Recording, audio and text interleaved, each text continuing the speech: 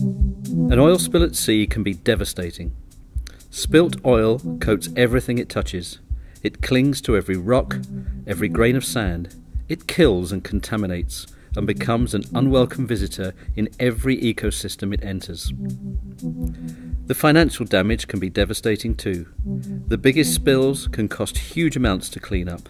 And, as the world has witnessed all too often, they can happen anywhere, sometimes in those parts of the world that are least able to cope with them.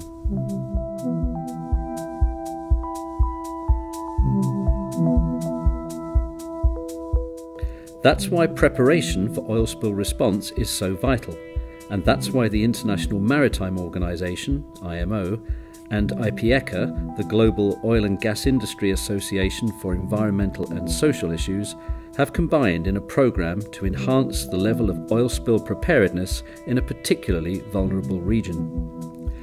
The IPIECA project was launched in 2006 to strengthen the national oil spill response capability in 22 countries of West, Central and Southern Africa. Through workshops, training, seminars and deployment exercises with national authorities responsible for oil spill response, it has successfully raised standards throughout the region by focusing on national partnerships and cooperation. As IPIECA Chairman Richard Santner explains, IMO and the industry draw on a common vision in implementing the IPIECA programme. It's important to understand first what the IPIECA programme is. And at the core of this is a working relationship, a partnership between industry and government enacted through the IMO working with members of IPIECA. Essentially, we have different roles and responsibilities based on the activities that we both undertake. But at the heart of this is a shared value to protect the marine environment. A recent exercise in Cameroon was typical of the kind of hands-on training and experience IPIECA provides. Although a simulation, the scenario was one that could happen at any time. Local and national authorities participating in the exercise were informed that a ship leaving the Limbe terminal operated by Sonara, the national refinery company, had collided with a tanker discharging crude oil. Some 5,000 barrels of oil had reportedly been spilled. As IPIECA project overseers carefully released further information on the changing scenario to realistically replicate developments in real time, members of the national and local crisis management cells swung into action. Sonara's maritime emergency plan was implemented. Teams were formed to field simulated calls from local residents, businesses, embassies, officials and international media, while oil spill response equipment and personnel were physically deployed. As the mock crisis escalated, the sense of real-life drama created a genuine test for the local responders. It was the intensity of the exercise that provided its true value, as Mr. Samuel Minkeng, a senior official with Cameroon's National Hydrocarbons Corporation, explains. The advantages are clear. When we are facing a crisis and we have never practiced, everything goes wrong. So the benefit in undertaking exercises is to gain the reflexes to apply when a crisis arises, in the case of an oil spill, for example. It is a view echoed by Mr. Ibrahim Talbamala, Director General of Sonara, who also stresses the importance of widespread participation in exercises like this. This exercise is important to develop the employee's response capacity, but also to train other parties involved, such as the authorities and law enforcement services, to respond to such a disaster situation, which is a very serious situation and could, for example, lead to social unrest. Oil spill expert Prosper Di Capa wrote the scenario for this exercise. He explains just what he was trying to achieve when developing the unfolding crisis. What I wanted above all was to test the capacity of the National Incident Command Center to mobilize its staff.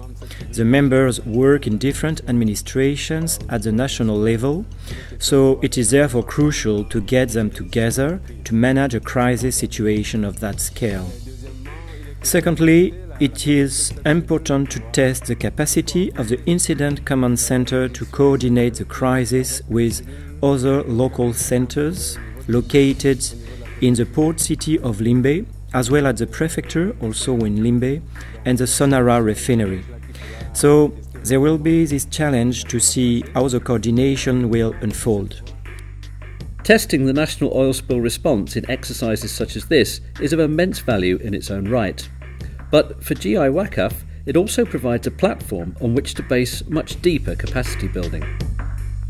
By testing the plan, we can identify then where gaps exist, and therefore we can make improvements to the overall response capability. Working here in Cameroon with various organisations, both on the government side and the industry side, is absolutely fundamental to ensuring that the response is as effective as possible. Underlying the GIWACAF project is IMO's Oil Pollution Preparedness, Response and Cooperation Convention, which entered into force in 1995. This convention embodied a new way for governments and the industry to collaborate in tackling the issue, and, as IMO's Stefan Mikulev explains, building local capacity across a range of related disciplines is the best way to ensure it is implemented effectively. The scope of the project is to build the capacities of the 22 countries in the region and to assist them in ensuring self-sustaining arrangements to deal with a major incident involving oil. In this respect, it helps the countries build their legal, their policy and their institutional arrangements in cooperation with the industry. And this ensures that the international regime that IMO has adopted is implemented at the regional level in a self-sustaining and efficient way. In November 2013, GIWACAF's biennial regional meeting in Namibia provided an opportunity to reflect on the overall success of the programme. Here's the verdict of Project Chairman Richard Santner. But I think going back to the Swakopmund Biennium Conference, the thing that was so noticeable there was that there was such a sense of ownership and pride, a real commitment from the national authorities and the national agencies with the local in-country companies.